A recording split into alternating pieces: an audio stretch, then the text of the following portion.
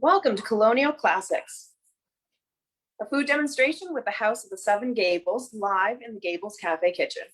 Tonight, I'm going to walk you all through making Colonial Cracknels from the 1596 cookbook, The Good Housewives Jewel by Thomas Dawson. The House of the Seven Gables strives to be a welcoming, thriving historic site and community resource that engages people of all backgrounds in our inclusive American story. Continuing this work takes effort, time, and money. We would like to thank our members who are here tonight and invite you to become a member if you are not. We have some great programs and member events lined up this year. We have included a link for membership in the chat. We have also included a link for donations to help us cover the costs of this demonstration and to support our work as a community resource. Any amount is greatly appreciated. We encourage you to support small businesses in your community when you can. We purchased our spice selection from Sam Spice on Pickering Wharf. I would personally like to thank all the people who have supported this program and got it running safely during COVID-19, especially Julie Arison Bishop, who is here with me tonight as my support crew. If you have a question or comment at any time during this demonstration, please type it into the chat and it will be read aloud to me. The goal of this demonstration is to connect with everyone, so don't be afraid to engage in the chat either with me or each other. Now, who's ready to get started?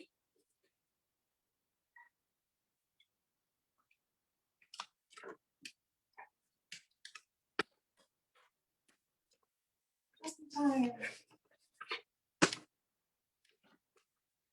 right, hi everyone.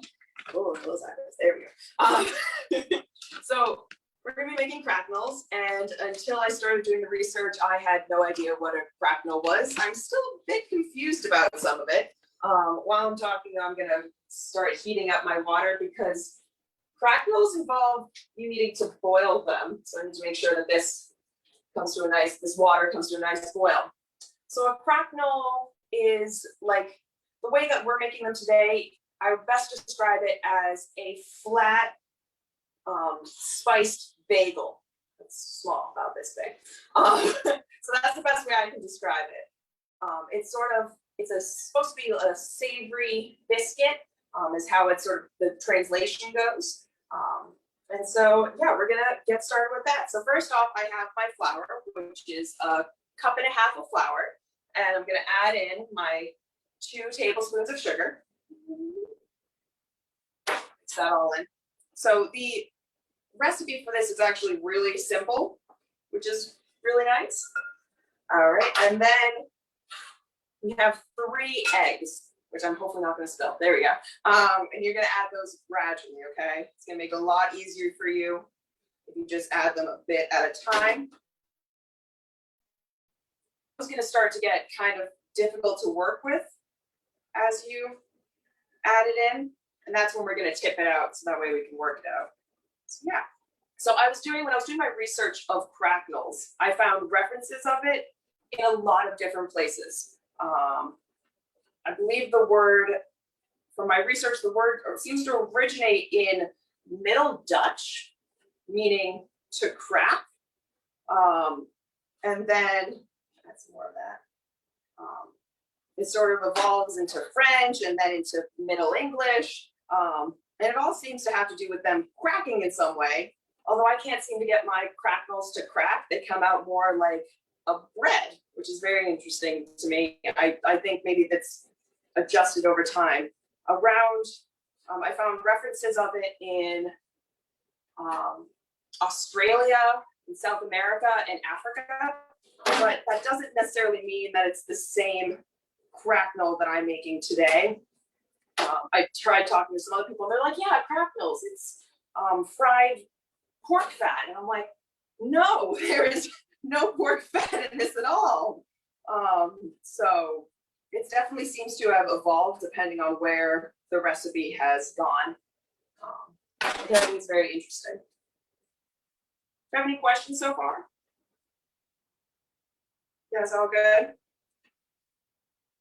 All right, so now you can see it's starting to really come together. It's nice and eggy, and it's gonna start to get really sticky. So when doing this, when making your cracknels, expect to get some really messy hands because this gets sticky, no matter how much flour you use. All right, So I'm gonna get that. So it looks like most of our flour. It's all nice and mixed. So we're gonna get our spices. We've added see, I'm already making a mess on me. All right. So here we have our spices. So we have some, make sure, so some aniseed right here. So this is the first time we're using aniseed in this kitchen. First time I used it, I actually had no idea what to do with it. If I was supposed to like hit it with the smash it up into a powder or just use it whole. The answer is you can do it both ways. It's totally up to you. I prefer to use the full seed because I especially like in doing my research, there's these little, you guys wouldn't be able to see it if I hold it up. If you look up aniseed, there's these little stems to it. And on those little stems, here we go. On the little stems, that is where the most flavor is. That's where you get a little extra punch of flavor. So that's one of the reasons I decided to keep it in. And then we have cinnamon and nutmeg, and then we have mace, which is another new one for our recipes. Make sure to add that in. Mace, actually, I was unaware, comes from the same plant. It's a sibling spice, I believe is how they described it, of nutmeg. It's actually the outside coating of the nutmeg seed. So we're just gonna plop all those in at the same time. There we go. And so those come, nutmeg and mace both come from Indonesia and would have come on that spice trade. And then later on, it was introduced to the colonies in the Caribbean, which is probably how we started getting it really more over here in the United States. So then we're getting some nice color. The colors kind of remind me a little bit of our stamp that we made previously. So it's not exactly the prettiest color, but it really, the spices really help it make it nice and tasty. All right, so I think that's the best I can do. It's my arm's starting to get tired like this. So we're gonna switch it over and knead it on here. So I'm gonna get some flour. I found that it's really helpful. You gotta flour the surface. Don't be afraid to add as much flour as you need to make sure it's not sticky, because this gets, like I said, very sticky.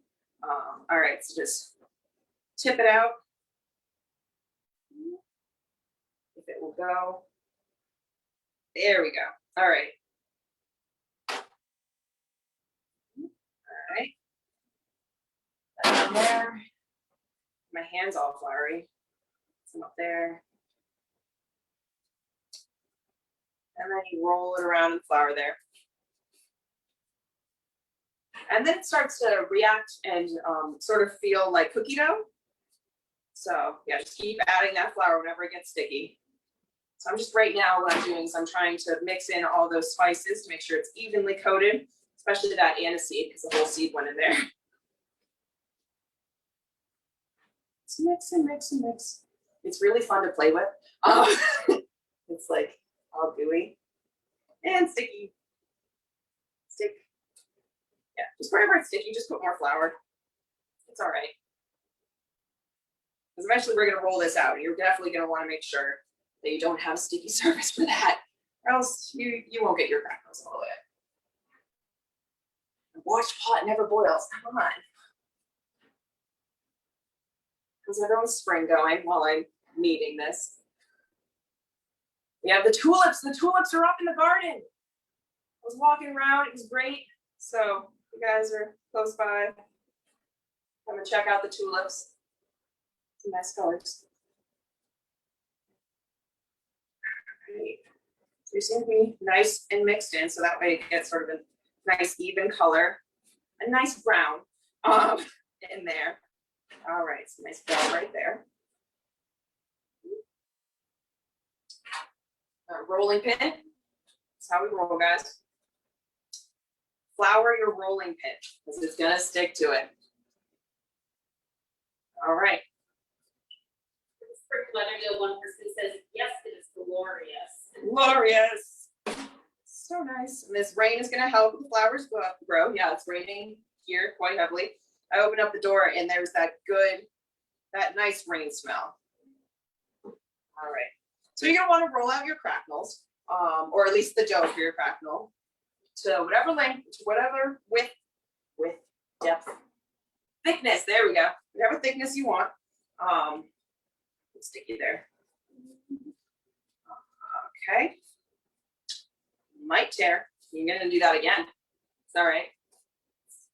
This one, unlike the other pastries and doughs that we've worked with in the past Colonial classics, this one I don't think you can over knead. Just keep playing with it until you get it the way that you want, and that's okay. Or you can just play with it, kind of like I'm blanking what the restaurant was when I was a kid, and they would give you Bertucci's, yeah, give you the dough to play with while you're waiting for your food. All right, let's try that again. That must question while you're rolling, if that's okay. Yes. How did you figure out how to make this recipe? So, so first off, reading the recipe in the book was good first step. Wow, this is really extra sticky. Sorry, guys. What is the title of the book? The title is The Good Housewives Handmade. No, it's not. The Good Housewives Jewel. That was the other one. Sorry, I mixed my titles up. The Good Housewives Jewel. And it's 1596, I believe is what I said. And this is around the time when cookbooks are starting to be made for the everyday woman. So it's a lot more common to be able to find cookbooks. So yeah. What was the original part of that question? How did you figure out how to make this? How did I figure out? Yes, so reading the recipe. And then I went online to see if anyone else had made it. I did find one video, but that person made it a lot different than I'm making it, and I like my way better. It works. It's not as sticky because you're able to use that flour and you're able to roll it out. So it makes it a lot easier. Cookie cutter or a cup or whatever works for you. This recipe makes about 20 cracknels. Got some sticky issues. There we go. The thicker your cracknel, the longer it's going to take to float to the top, and you'll see what I mean once we put it in the water. So we're going to put these in the water pretty soon. Once I'm done with their stickiness. Oh my goodness. Extra sticky. There we go. One more. All right, here we go. So, here are our cracknels. So now we're going to boil our cracknels, which, to tell you the truth, was one of the weirdest things I've ever had to do in baking. And I think, especially in this series, I've done a lot of strange things with baking. Now these are going to sink right to the bottom. So just plop. You can put two or three in at a time. And they will pop up, which is just gonna make sure they're not stuck to the bottom. There we go. I haven't found that they stick to each other, so that hasn't been an issue, so don't worry about that. While those are in there, I'm just gonna quickly get out of the corner the towel. So what you're gonna do is once you take them out of, once you take them out, just put them on a towel to dry.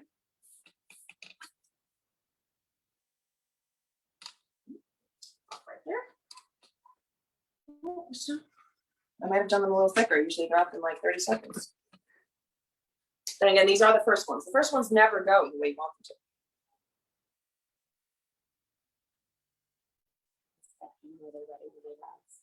Yeah, they rise. The thinner they are, the faster they rise. Oh, here we go. We have this one over here in the corner. It's coming up. Just gonna wait for them to do a little flip trip. There we go. They flipped over. All right. So then, yeah, they look really strange. I'm just gonna put this on the towel over here, and so that way that can dry. There we go. And we'll put two more in. Actually, we'll be adventurous. We'll put three in. Since they don't stick. Ooh. They don't stick to each other. They definitely stick to the board. Hold on. Nope, that one's gone. There we go. Whoop.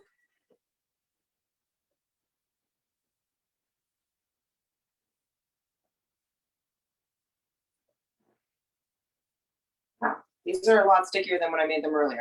I need to add more flour. So yeah, really just, if they keep sticking to you, just keep adding flour and it'll work out. And this is another reason why I use this mat right here. So that way it doesn't stick to the surface. It makes it a lot easier if you're able to move it around. See, like I said, makes a mess. I had flour all over my hands. It's still stuck. Yeah. They're working. Oh, they're starting to come up. Let me grab those. They're thinking about it. So I've tried to make the cracknels just flat, but because of the way the heat is in the pot, it's pushing them up the sides, and so as it's pushing it up the sides, it's making them sort of bend. So you'll get some interestingly shaped cracknels. And that's one of the reasons that I think the best shape to make these in is a circle, because I tried making them in a star. I thought that would be really fun to make some star cracknels. And they ended up folding in on themselves. So that didn't work. So if you're feeling adventurous, try and do different shapes. I wish you the best of luck. And please let me know if you find a shape that works. Yeah, here we go. This is this one. As you can see, that got all different kinds of, oh, down. Yeah, I don't want to slip off. There we go. And we have two more here that survived the stickiness. So we'll plop that in. Plop that in. All right. So yeah, those are getting all, they're steamy. Steamers. Yes. Like I said, these are like the weirdest things I've ever had to work with. And I've enjoyed them. You tried adding raisins or making them savory with chives, cheese, etc. Ooh, I have not, and I'm not sure how that would work with boiling them. That's where I get my concern, is if with the cheese. For the baking process. For the baking process, yeah, if you want to put some cheese on top, maybe. But the cheese might burn because these have to go in the oven for a little bit. So then you'd have to you can put them in later. Sorry, this is my thought process, guys. This is how I figure out the recipe. Is I go, oh yeah, that could work. Oh no, wait, no, if we do this, that's how my brain works, okay? All right, let's see. What? Yeah, because you could definitely use different spices. I don't know about using raisins or currants this week. They keep having come up in our life because of the boiling process. They might get a bit ick. And then trying to put them on top might be a little difficult because, let me fix my hand. Somebody pointed out, very similar to cooking bagels. Yes, it is like cooking bagels. That is another way I was trying to figure out this recipes, because I looked at bagel recipes a little bit. Although with bagels, they're supposed to stay on the top. These are supposed to sink. And these don't have any yeast. So, but they are very close, especially with the consistency once they come out of the oven. I'll show you guys that. Kaylee, what is the diameter of cookie cutter that you used for this one? The diameter is 2 1/4. I was ready for that one. 2 1/4 inches. I just got myself the whole different size. You really can use whatever size you want. Well, here you go. They're up on the top. There we go.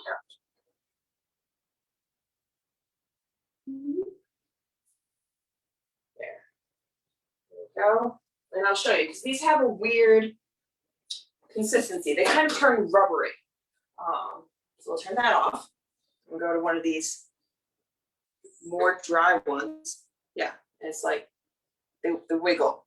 They don't, you bend them and they don't break. They wiggle, which are very interesting. So now that we have those there, I'm gonna pat them dry, because you do not want to be putting these in wet. There we go. And I'll grab my, you can just use regular cookie sheet. That's fine. You don't need to, like I said, they're still sticky. Right out of counter space. There we go. Perfect. Oh, they're all good. They're staying. Yes. They're still sticky even when they're wet. Yeah. And so right, I was saying you don't need any grease it or anything. They'll pop right up. Just pop them on there.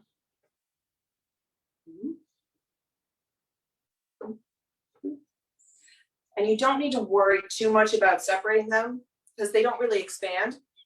I have noticed, I still haven't figured this out. Like some of them, they balloon. I don't know why they balloon. I have honestly tried to figure out how they balloon. And it just doesn't seem to work. So now we're gonna put these in the oven for 375. Yes, is that what I did? Yes. I'm remembering my numbers, guys. For 10 to 12 minutes, okay? All right, so those are done. I'll take out the ones that I made previously so that way you guys can see. And no other seasonings or anything you get sprinkled on top? Not before baking. So those are all set to go in. Yeah, I don't know. Yeah.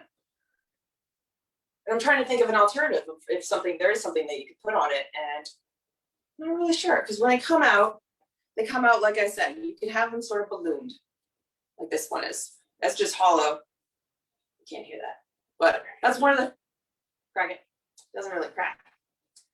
Oh, there we go. I got a little one. Yeah, and then there's a big hole in there. So they air out. So it might be the kneading, and I didn't hit out all the air out of it, maybe. But that doesn't explain why some of these are very flat, like this one, which have no air pockets in them at all. So yeah, they're the spice. So you can spice them up more. I made it so that way it's sort of a subtle spice, so it's not like doesn't hit you in the face. Feel free to add more spice. I made these more so that way they could be an accompaniment to something, such as next month I'm going to make pear marmalade to go on top of these, which I think are going to be really good. But yeah, this is the Cracknel, and it gets a little. This is why I've been so confused by these because they have these. Let's see. Let's find another one. Here you go. This one. So this one's sort of like a little bit thicker, and so when I open it up, it has this bread sort of interior, but it has this shiny bagel-like exterior, which is very interesting. So yeah. It's almost like a pita bread. It is almost like a pita bread, especially this one. If pita bread had more spices. So this one actually got a good crust, kind of cracks a little. You can go ahead and, if you guys make it, go ahead and play with them all you want. Usually I just eat them. They usually don't last too long because I have been eating them quite a bit and sharing with coworkers. So yeah. Are there any other questions? It's a moment to type it in. All right. How did the early cooks determine oven temperatures? Oh, If you're not sure, I got this one for you. You got that one? I have an idea. I think I do. I don't have the most best. Yeah, so I'm gonna move on back so that way. I'll just talk into the microphone. Yeah, so this is Julie. Hi everybody, hiding off camera. So really, in early ovens, and the way that people would have come up with this is if you think of like the hearth at the house, the Seven Gables, with a large fireplace, and then kind of those, in our case, I think we have 2 bread ovens in the walls here. A smaller house might have only had 1 bread oven in it. And essentially what you would have done for any kind of cooking is you really almost would have used your hand or your fist to determine how hot something was. So if you were planning on roasting a meat and you were either using like a roaster or something along those lines, you would have kind of put your hand into that roaster device, pan, or even like a small oven. And if you could only hold your hand in there for 1 or 2 seconds, that might tell you that you're ready to roast a meat. If you were looking to bake breads, some kind of muffins, make cracknels, you might have been able to hold your hand inside of the oven for maybe say like 5 or 6 seconds. And that would have told you, give or take, if that was the right baking temperature or not to be able to do that. So it was definitely something, and ovens really didn't start having any kind of thermostats on them until you start seeing ranges coming out, even into the early 20th century or early 1900s. When people are still using like a coal-fired range. So if you think of that antique kind of quintessential looking stove, those really don't have thermometers or anything on them either. So certainly not like today where you could just, either hit a dial with a certain number or type in 375 start and have it work. A lot more complicated and a lot of different skills that you needed to be a good cook for your house. Yeah, you definitely need to be able to adjust. I even had difficulties figuring out the temperature of this oven because this one doesn't ding at you. I really shows that I've had some pretty good ovens that they let you know when this is preheated. This one I've actually just like kind of poked my hand in just to double check. I'm like, yeah, that seems warm enough. But yeah, that's definitely more detailed answer I was gonna get. I was just gonna like, yeah, put your hand in it. Yeah, they also had to do similar things with just fire, like when they had to cook with the fire, they had to know the different temperatures. So. Any other questions?